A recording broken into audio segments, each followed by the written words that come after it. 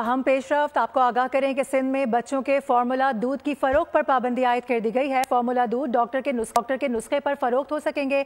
सिंध हुकूमत की जानिब से कहा गया कि कंपनी फार्मूला के बॉक्स पर मसनूई दूध लिखने की भी पाबंद होंगी। इसी हवाले से बात करेंगे, गाजी झंडीर हमें ज्वाइन कर रहे हैं। बताइएगा इस हवाले से मजीद क्या अहकाम जारी किए गए हैं?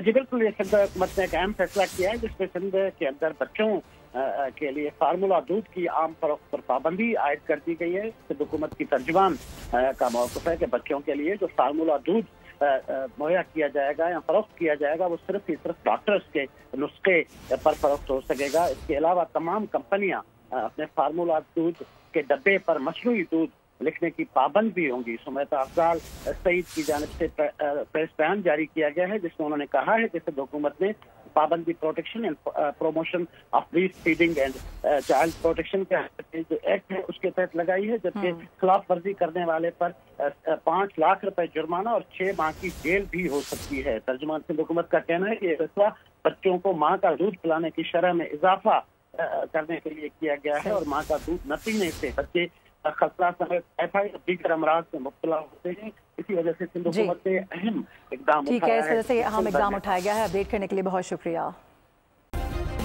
सब्सक्राइब करें और बेल दबाएं ताकि कोई खबर रह न जाए।